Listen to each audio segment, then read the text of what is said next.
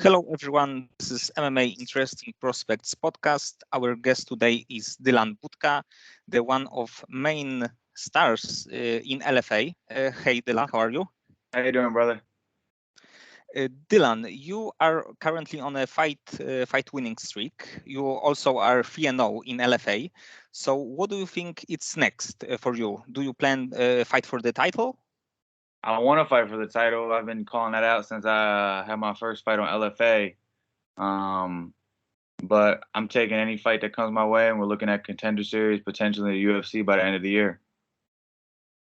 Okay, and you have actually a big wins in LFA because T. Cummings is very good fighter. Fighter Wes Schultz is also very good, and also he was undefeated. So I believe that LFA title could be next step for you, or the Yeah. contender series. It would be great too. Yeah. And if you have a chance to fight either for Bellator or PFL, would you be also interested? Yeah, definitely interested in all the big organizations for sure. But my main goal is getting to the UFC. Okay, and do you have any information about possibly your next fight, next move? Either it would be LFA, UFC, Contender Series. My contract for LFA ends this upcoming month in April, so LFA's been working pretty hard to try to find me an opponent. We've had 13 top prospects turn me down and decline the fight offer, but I've accepted off every offer that's come my way. Um, we're potentially looking at dates in May for other organizations, but uh, me and my team have realized that if we get one or two more wins, we're either going to go to contender series or get to call up to the big show because of the level of competition I've had. Okay, and you are quite young fighter right now, and you want to be in the UFC right now. Do you think that it's the best option, or do you have like idea that it would be better also to fight, I don't know, 1 or 2 years more on the regional scene? No, I'm ready right now. I'll go up in there right now and beat everybody up. Yes, and your style is it's really tough one. That we could see that you dominated really good fighters. So probably your place is in Yeah, the UFC right now. yes, sir. And please tell me about your beginnings because you started with wrestling, right? Yeah, I started wrestling at Notre Dame College. Had a couple years there, trained real hard with that team in there, and I met some people from Demolition Fight Team in Ohio, and I've been here for 3 years now, and now we're here, knocking on the UFC's door. And what is your currently favorite part of the training? Because in your fights, we can see that you love to wrestle. And is it your Yeah. favorite part of the training or something else? Um, Honestly, just working on everything and seeing how of an all around fighter I am in the room and slowly bringing it out each and every other fight is my favorite part and learning who I am as a fighter in person. And you are right now training with Demolition Fight Team, right? Yes, sir. And who is your like main sparring partner? Main sparring partners are Trey Cusack, we got Quentin Richards, we got Jaden Talker, Mean Washington, a lot of them guys, Tanner May, we got Mark Triff, all them guys all beat me up all the time so I can beat everybody else up on TV. Yes, and I think that it's good when you are not always winning in the training, because it means that you have to learn something new and you can use it in a fight. Yeah, if you're beating everybody up in the gym, you ain't at the right gym. Yes, that's right. And please tell me about your nickname. It's Mindless Hulk. It's kind of crazy, crazy nickname. So please tell me about how why are you called Mindless Hulk? Well, when I was growing up in high school, everybody called me the Hawk because I used to get mad and slam people during wrestling season. And then we got here for fighting, and I wanted to have like a background story and like inspire people. So I've been through a lot growing up, and I thought a good way to have a nickname would be mindless and not just keep pushing through every obstacle that comes your way and just keep being mindless. And you are a great wrestler, great grappler. And what do you think would be a toughest style for you to fight? None. I got hands too. Okay. I can fight everybody, all aspects. I beat the guys with hands, I'll take them down. The guys that have wrestling, I'll stuff their shot. And the kickboxers, I'll block their kicks. I'm ready for every aspect. Yes, and good example of win against wrestler was your last fight with Wes Schultz. He's also a really good wrestler, and you won quite clearly. So I think that for you it was also good experience that you know that you can beat a good wrestler. Yeah, yeah. Really good, right? He was a really good wrestler, but my hip, people don't realize before they get in the cage with me how I feel when I grab them and how I feel when they feel these hips. I'm just a different type of strength. And I saw on a topology that you have one grappling fight. And do you plan to start more in the grappling competition, or it was more like between the fights? It was like the part of the training. Yeah, yeah, we made it part of the training camp, kind of like we had a long break in between fights to where we were looking for something, and the opportunity popped up, so I just jumped on. I actually did a couple more of them after that didn't go on there, but I just did one like 2, 3 months ago and jumped in the cage and did a grappling match. Yeah, those are just little like tune-ups just to get the cage rust off in between fight camps. And you have also a boxing experience, right? Yes, yes, sir. So you are fighting all combat sports Yeah, possible, right? you gotta be a mixed martial arts. You just can't know one thing.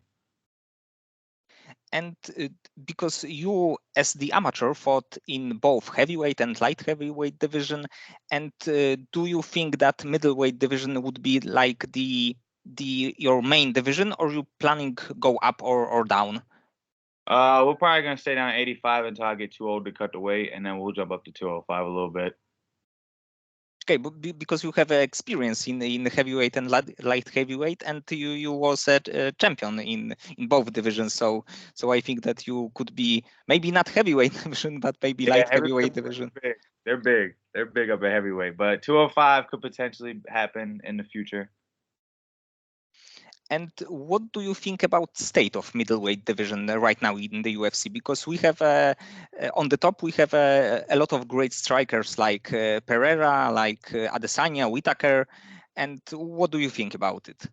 I think they're all really good strikers, but I don't think they can handle the pressure that I'll bring to them. Regardless who's in the top 10, the top 20, I think I'm too good for them, too mean for them, and I just want it better than them. I want it more than them. I went through too much more than they did to get there. And do you have like your dream matchup in your mind? Like if you can fight right now any fighter in the world, who would it be? Uh, I would like to get my hands on Adesanya. I've been watching him for a while now, and uh, just watching how he does his thing, how he was a champ for a long time. I would just like to prove myself against him, but I'll fight anybody in the top 20 from 1 to 20. Okay, and what do you think about like Bo Nickel? Because he is a famous wrestler who is in the UFC right now. He has a lot of hype around him. Yeah, there's been a couple rumors about me fighting him, and we almost met a couple times at Icon, but I was already in contract with LFA. But his last fight I watched, and it kind of exposed him a little bit, and like him not being able to wrestle in the bigger cage. I don't think he can. I don't think he matches up with me well. I can stuff that shot, and my hands are way better than his in every way. So I would just stuff the shot, knock him out if we fought. Okay, so maybe in the UFC in early 2024, right? You Yeah, against Bo yeah, Nickel. yeah. And I check your social media, and I can see that you are quite active there. You have also Mindless merch. Yeah. And how do you think it's important to be active on social media and promoting your brand as the professional fighter? I think it's really important. That's another percentage of becoming a great fighter and getting into the big leagues. That you got to have a good following, and I had a good marketing team, Holy Hill Media, Drake Jimenez, that all support me in there and guide me in the right way to what to post, when to post, and having merchandise and a social media following allows people to connect with who you are and what you do on a daily basis. So it's real smart to build that following up over social medias. And outside of fighting, what do you like to do in your free time? Do you like to read the books, watch something, go for a walk? Eat. I like to eat a lot of food. I like different types of food. I like to try different foods, but pretty much it's just training, coaching. I love to coach kids and show them stuff and my training partners and people that come to our gym. It's pretty much just sleep, train, eat, and then over again. Do it again. And about training, do you think that after you end your career, do you plan to be a coach, like MMA coach or wrestling coach? Oh yeah, yeah, definitely afterwards. I don't think I could ever leave the sport. I've been doing it for so long now that definitely continue to coach, potentially open up my own gym in the future and keep inspiring others around the world. Okay, and who do you think that it was toughest matchup for you currently? Because you have few fights professional, few fights amateur.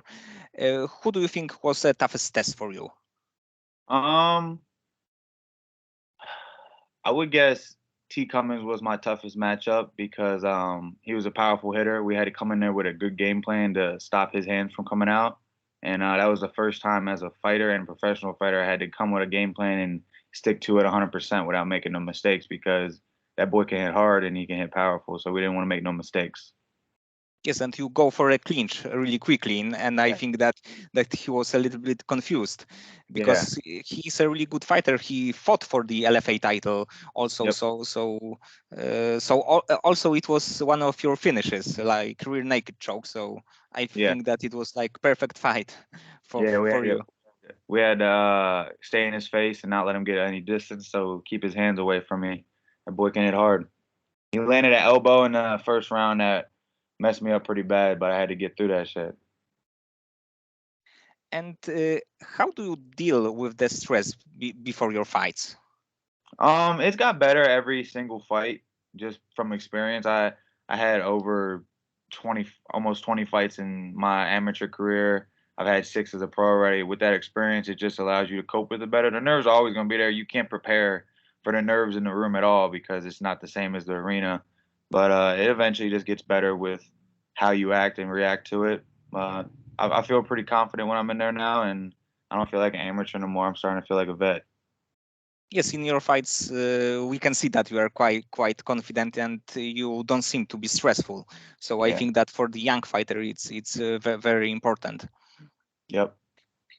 And overall, how do you like your career to go? To be like in a UFC in 1 year, then won a title? Where do you plan to retire? How do you see this? Um, I think I will be in the UFC this year, and I think that I will be a champion and in top ten by next year, and I think I'll be a champion within the next 2 years. And then we'll ride that out, keep beating people, defend a few times, and then live happily ever after. And do you have a bucket list, something like outside of your career? Do you want to accomplish to go somewhere? I just want to be one of the greatest fighters of all time. Okay, so you are focused on this part, right? Yeah, just fighting. I love fighting so much. Yes, and I think that is good because your mind is on one goal. You don't like searching for anything else, but you are focused on like the main goal. Yeah, put all the energy into one thing, so that one thing blows up as big as possible. Okay, and when fans will see this interview, what is like one information that fans all over the world don't know about you, and you would like to share? Um, that's a different one. I ain't been asked that one on the podcast before. Um,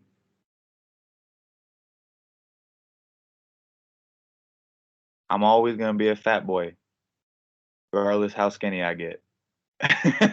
Okay, That's all I can say. I'm always be a fat boy, regardless how skinny I get. okay, and so. the perfect scenario is go to the UFC, preferably not to contender series, but straight to the UFC, right? Yeah, yep. But if Contender Series want me to go improve myself real quick on there, I will. And but this year we're gonna be in the UFC. And because you are a fan of MMA, right? Do you watch fights in the UFC? Okay. Yeah. So what do you think who do you think would be the best first fight in the UFC for you? I'm guessing that I would get like a Christopher Curtis or like somebody in the 15 to 20 range. But I'm ready for everybody in the top 20, but I'm guessing I'll get like a Christopher Curtis type of fighter or like a I don't know, like an AJ Dobson or something like that, or like something that they're all not in the top 10 yet. They want me to prove myself first, I'm sure. So, but I'll fight anybody in the top 20. I'll fight Bo Nickel for my first fight. I don't care. Actually, Curtis is, I believe, really close to the rankings because he was like something like number 15 or Yeah. something like this. So it would be really tough first matchup for you. Yeah. Okay, so Dylan, thank you for the conversation. I hope that we can see you in the UFC even this year. It would be perfect, and that you have a chance to fight either with Curtis or maybe in the future against Adesanya. Yeah. I appreciate you, brother. Thank you for having me on this podcast. Okay, so thank you and good luck. Thank you so much, brother. Thanks.